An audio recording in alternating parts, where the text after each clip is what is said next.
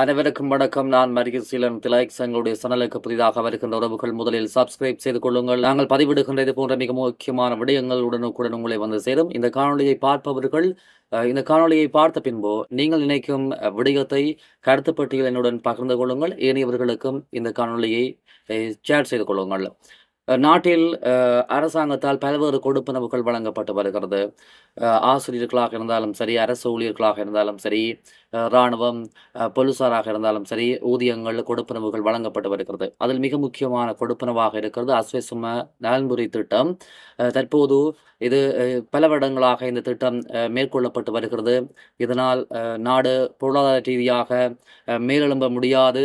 இது உண்மையில் வறுமை கோட்டுக்குட்பட்டவர்களுக்கு தான் போய் சேர வேண்டும்.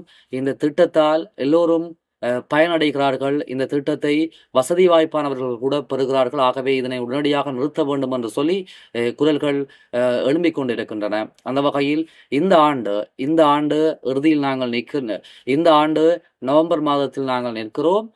டிசம்பருக்குள் உடனடியாக அஸ்வசும நலன்புரி திட்டத்தை பெறுபவர்கள் தங்களுடைய தகவல்களை புதுப்பிக்குமாறு அறிவுறுத்தப்பட்டிருக்கிறது.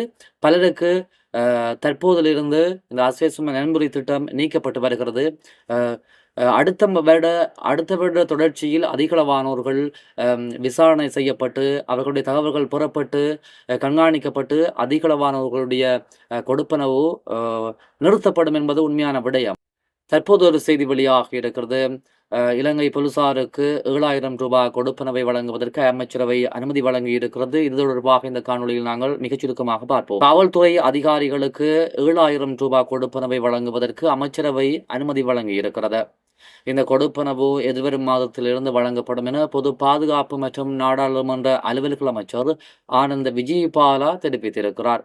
நாடாளுமன்ற வரவு செலவு திட்ட குழுநிலை விவாதத்தில் இன்று செவ்வாய்க்கிழமை கலந்து கொண்டு உரையாற்றும் போதே அமைச்சர் இந்த விடயத்தை தெரியப்படுத்த இருக்கிறார்.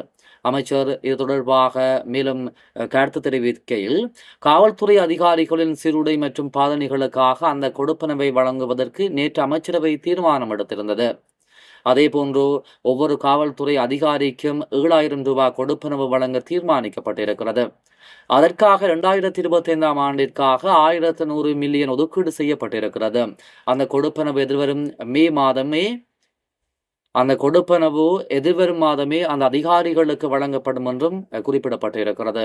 அத்துடன் அதிகாரிகளின் விளையாட்டு பாதனைகள் மற்றும் உடைகளுக்காகவும் கொடுப்பனவு ஒன்றிய அதிகாரிகளுக்கு வழங்க அமைச்சரவை தீர்மானம் எடுத்திருப்பதாகவும் அடுத்த வாரமே அதற்கான அனுமதியை பெற்றுக்கொள்ள முடியும் என்றும் தாம் நம்புவதாகவும் அமைச்சர் நாடாளுமன்றத்தில் இந்த கருத்தினை வெளிப்படுத்தி இருக்கிறார். ஆகவே வெகு விரைவில் போலீஸ் அதிகாரிகளுக்கு மேலதிகமாக 7,000 ரூபாய் கொடுப்பனவு வழங்கப்படவிருக்கின்ற ஒரு மகிழ்ச்சியான செய்தியை அமைச்சர் வெளிப்படுத்தி இருக்கிறார்.